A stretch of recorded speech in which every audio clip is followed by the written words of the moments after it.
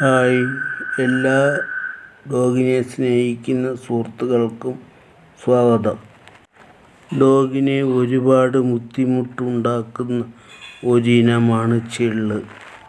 എത്ര കുളിപ്പിച്ചാലും ഷാമ്പിട്ട് കുളിപ്പിച്ചാലും ഈ ഒരിനം ചെള്ള് അതിൻ്റെ ദേഹത്ത് നിന്നും പോകില്ല.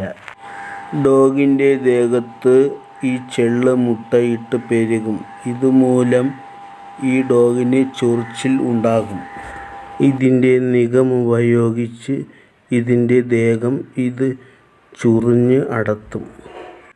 പിന്നെ ഇതിൻ്റെ ദേഹം വ്രണമായി മാറും. അപ്പോഴാണ് സ്നേഹിച്ച് വളർത്തുന്നവർ ഇതിനെ തെരുവിൽ കൊണ്ട് കളയുന്നത്. സ്നേഹിച്ച് വളർത്തിയതിന് ശേഷം ഇതിനെ ഉപേക്ഷിക്കുമ്പോൾ ഇതിന് ആഹാരം സ്വന്തമായി കഴിക്കാൻ പോലും അറിയില്ല.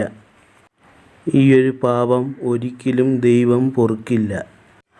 ആരും ഈയൊരു പ്രവൃത്തി ചെയ്യാതിരിക്കുക.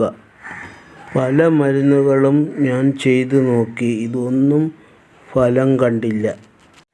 അങ്ങനെയാണ് ഞാൻ പിന്നെ അക്കൂറത്തിൽ പോയി ഈയൊരു മരുന്ന് മേടിച്ചത്.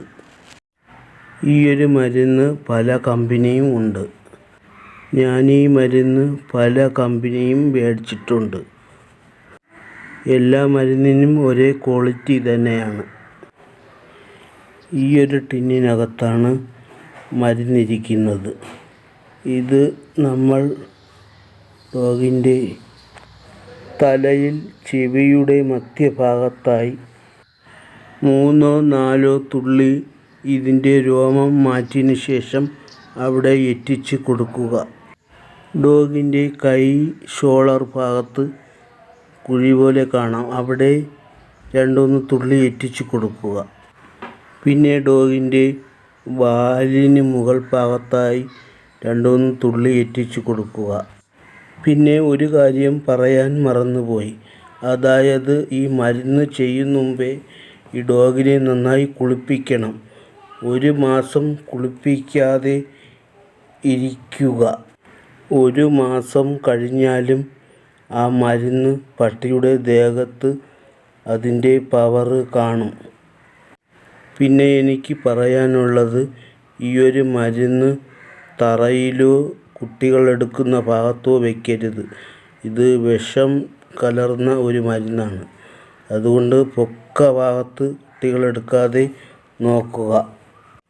ഈയൊരു മരുന്ന് ചെയ്തതിന് ശേഷം കൈ ഭംഗിയായിട്ട് സോപ്പിട്ട് കഴുകുക ചെയ്യണം.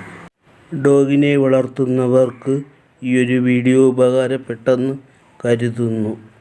ഡയാന പ്രസവിച്ചാൽ ഒരു കുഞ്ഞ് ഞറുക്കിട്ട് കൊടുക്കുന്നതാണ്. ഡോഗിനെ സ്നേഹിക്കുന്നവർ ഈ ചാനൽ സബ്സ്ക്രൈബ് ചെയ്ത് വയ്ക്കുക. ഡോഗിന് ഉപകാരപ്പെടുന്ന വീഡിയോയുമായി വീണ്ടും വരാം. മിണ്ടാപ്രാണികളെ സ്നേഹിക്കുന്ന എല്ലാവർക്കും എൻ്റെ ഹായ്.